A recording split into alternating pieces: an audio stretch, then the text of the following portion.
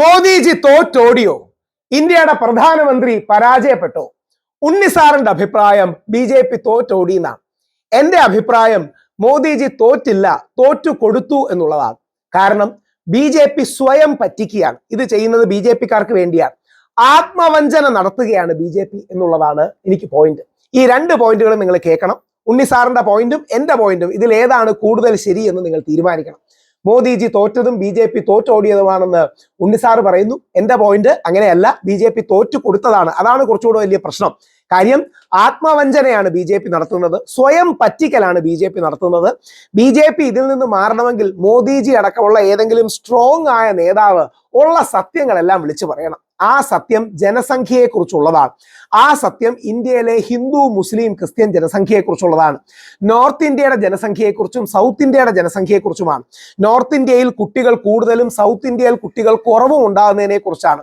ഇന്ത്യയിൽ ആകമാനം ഹിന്ദുക്കൾക്ക് കുട്ടികൾ കുറവും മുസ്ലിങ്ങൾക്ക് കുട്ടികൾ കൂടുതൽ ഉണ്ടാകുന്നതിനെ കുറിച്ചാണ്. അതിൽ മുസ്ലിങ്ങളുടെ കുട്ടികൾ ഒട്ടും കൂടുതലല്ല, ഹിന്ദുക്കളുടെ കുട്ടികളാണ് കുറവെന്ന തിരിച്ചറിവും വേണം. മുസ്ലിം ഫെർട്ടിലിറ്റി റേറ്റ് നോർമലാണ്.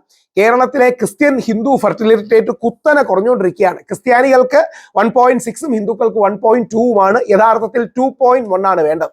ആ സത്യങ്ങൾ നമുക്കൊന്ന് നോക്കാം. ബി.ജെ.പി സ്വയം പറ്റിക്കുന്നത് എങ്ങനെയാണെന്ന് മനസ്സിലാക്കാം. ഓർക്കുക, അതായത് ഇത് ബി.ജെ.പിക്കാർ ദയവായിട്ട് കാണണം. മോദിജി തോറ്റതല്ല, മോദിജി സ്വയം പറ്റിച്ച് തോറ്റു കൊടുക്കുന്നതാണ്. ആ സ്വയം പറ്റിക്കലാണ് തോക്കുന്നതിനേക്കാൾ വലിയ പ്രശ്നം. എന്നിട്ട് മോദിജി വളരെ ഡ്രമാറ്റിക്കായി, നാടകീയമായി ഇന്നലെ പകുതി കണ്ണൊക്കെ നിറഞ്ഞ് ഇന്ത്യയിലെ സ്ത്രീകളോടൊക്കെ മാപ്പ് പറയുണ്ടായി. മോദിജി എന്താ പ്രശ്നം എന്നറിയാമോ? ഇന്നല്ലെങ്കിൽ നാളെ താങ്കളുടെ അണികൾക്കടക്കം ഈ വിഷയങ്ങൾ മനസ്സിലാവൂലേ? നമ്മൾ എത്ര കാലം ഈ അർത്ഥസത്യങ്ങൾ പറഞ്ഞ് നിൽക്കും? അല്ലെങ്കിൽ എത്ര കാര്യം സത്യസന്ധമായ കാര്യങ്ങൾ പറയണ്ടേ? നമുക്ക് ആ സത്യം എന്താന്ന് നോക്കാം. ആദ്യം ഉണ്ണി സാറിന്റെ വാക്കുകൾ കേട്ടിട്ട്. അത്തരത്തിലൊക്കെ എന്ത് ചെയ്തും നോക്കൂ, വടക്കേ ഇന്ത്യയിൽ ഞങ്ങൾക്ക് ആധിപത്യമുള്ള സംസ്ഥാനങ്ങളിൽ ഈ സീറ്റുകൾ വർദ്ധിപ്പിക്കുക എന്നുള്ളതായിരുന്നു ബി.ജെ.പിയുടെ അജണ്ട എന്ന് പറയുന്നത്. കറക്റ്റാണ്.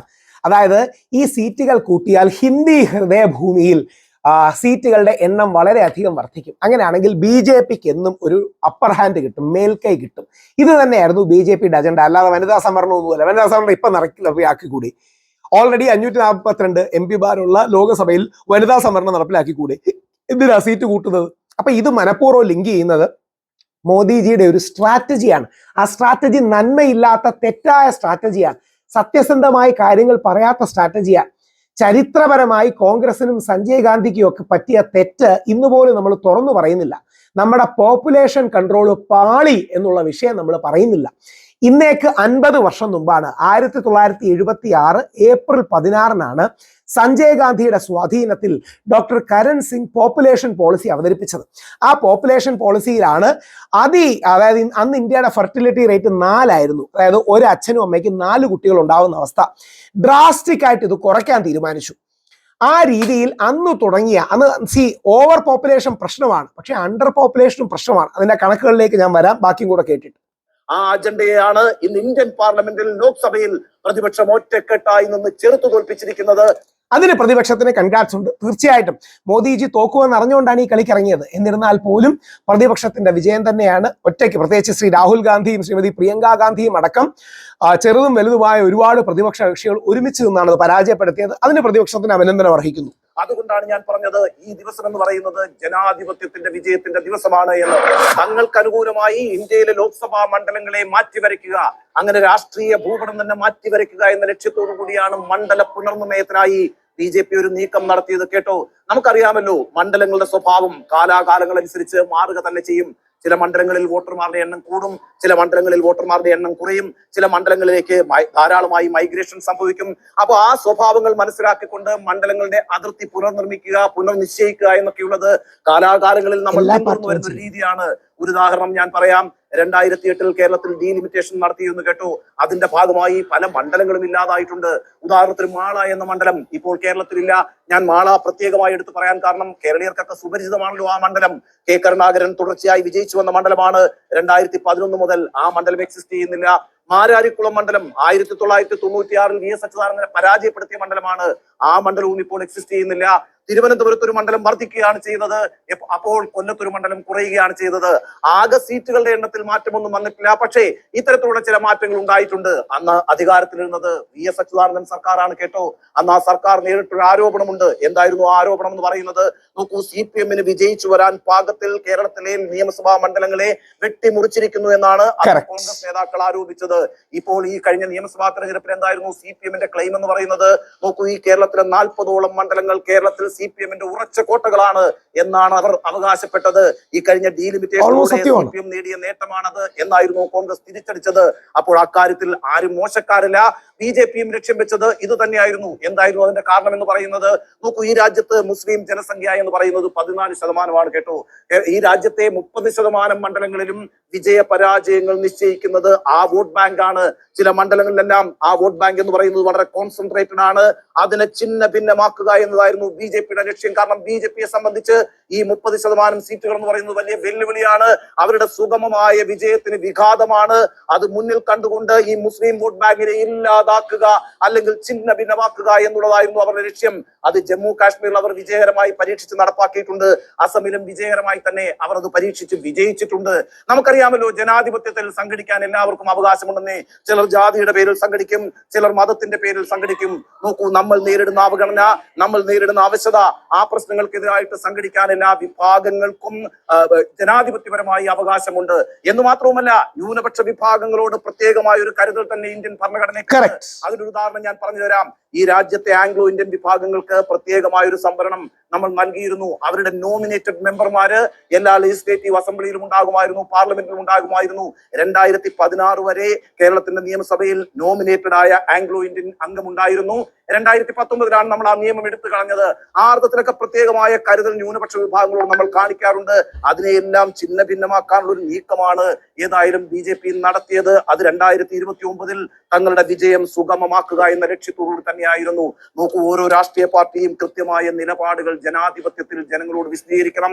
എന്നിട്ട് നീതിപൂർവമായി, സ്വതന്ത്രമായി, നിഷ്പക്ഷമായ ഒരു രാജ്യത്ത് തെരഞ്ഞെടുപ്പ് നടക്കണം. ആ തെരഞ്ഞെടുപ്പിലൂടെ ആയിരിക്കണം നിലപാടിന്റെ പേരിൽ ഓരോ രാഷ്ട്രീയ പാർട്ടിയും ജനാധിപത്യത്തിൽ വിജയിച്ചു വരേണ്ടത്. അത് മാനിപ്പുലേറ്റ് ചെയ്യാൻ ഒരു കക്ഷിയും തയ്യാറാകരുത്. അതിനെ നമ്മൾ അനുവദിക്കുകയും ചെയ്യരുത് എന്ന നിരീക്ഷണമാണ് സർജിക്കൽ സ്ട്രൈക്കിനും. അതാണ് പോയിന്റ്. BJP-ക്കാർ ഇനിയെങ്കിലും മനസ്സിലാക്കേണ്ട കാര്യം, പ്രധാനമന്ത്രിക്ക് സ്ത്രീകളോട് ഒരു ദിവസം ഭയങ്കരമായിട്ട് കയറി പ്രധാനമന്ത്രിയുടെ ഏറ്റവും വലിയ ഫെമിനിസ്റ്റ് എന്നൊക്കെ കങ്കന റണൌത്ത് പറയുന്ന രീതിയിലൊന്നും അല്ല. സത്യസന്ധമായി ഈ കാര്യങ്ങൾ ഡീൽ ചെയ്യണം. എന്താണ് സത്യം? നമുക്ക് തീർച്ചയായിട്ടും ഫീമെയിൽ റിസർവേഷൻ വേണം, സ്ത്രീകളുടെ കൂടുതൽ പ്രാതിനിധ്യം വേണം, അതോടൊപ്പം കുടുംബവും നിലനിൽക്കണം. ഇതൊരു ബാലൻസ് ആണ്. അതായത് സ്ത്രീകളുടെ പ്രാതിനിധ്യം വേണം, സ്ത്രീകൾ മുമ്പോട്ട് വരണം, നല്ല റെപ്രസന്റേഷൻ വേണം. ഇന്ദിരാഗാന്ധി മുതൽ സുഷമ സ്വരാജ് വരെ, തൃണമൂൽ കോൺഗ്രസിലെ മമതാ ബാനർജി വരെ, ഇനി ആരാ വേറെ പാർട്ടിയിൽ ഏതാ, എല്ലാ പാർട്ടികളും, നമ്മുടെ CPM-ലെ വനിതാ നേതാക്കളടക്കം എല്ലാ പാർട്ടിയിലും നല്ല വനിതാ നേതാക്കളുണ്ട്. അവർ കൂടുതൽ പൊതുസമൂഹത്തിലേക്ക് വരണം. അതോടൊപ്പം പുരുഷനും സ്ത്രീയും കുടുംബവും എന്ന സംവിധാനവും നിലനിൽക്കണം. അതോടൊപ്പം യഥാർത്ഥ പ്രശ്നം എന്താണ്? നമ്മുടെ ജനസംഖ്യ, നോർത്ത് ഇന്ത്യയിലെ ജനസംഖ്യ കൂടുകയും സൗത്ത് ഇന്ത്യയിലെ ജനസംഖ്യ ഭയങ്കരമായിട്ട് കുറയുകയും ചെയ്തു. അതായത് ഇന്ത്യൻ ഗവൺമെന്റ്, അതും സഞ്ജയ് ഗാന്ധിയുടെ നിർബന്ധത്തിൽ, ഇന്ദിരാഗാന്ധിയുടെ ആദ്യ മകന്റെ നിർബന്ധത്തിലും ഒരുപക്ഷെ പിടിവാശിയിലും ഇംപ്ലിമെന്റ് ചെയ്ത് ഓവറാക്കിയ, അതായത് പോപ്പുലേഷൻ ഒപ്റ്റിമൈസേഷൻ വേണം, പക്ഷേ ഇത് ഓവറാക്കിയ ജനസംഖ്യാ നിയന്ത്രണം എന്ന പാളിയ നിയമമുണ്ട്, അല്ലെങ്കിൽ പാളിയ നയമുണ്ട്. അത് 1976, ഇന്നേക്ക് 50 വർഷം മുമ്പ് ഒരു April 16 doctor Karan Singh policy സ്റ്റേറ്റ്മെന്റായി കൊണ്ടുവരുന്നത്. ഞാൻ ആ പോളിസി സ്റ്റേറ്റ്മെന്റിന്റെ ഡീറ്റെയിൽസ് ഒക്കെ എടുത്തു വെച്ചിട്ടുണ്ട്.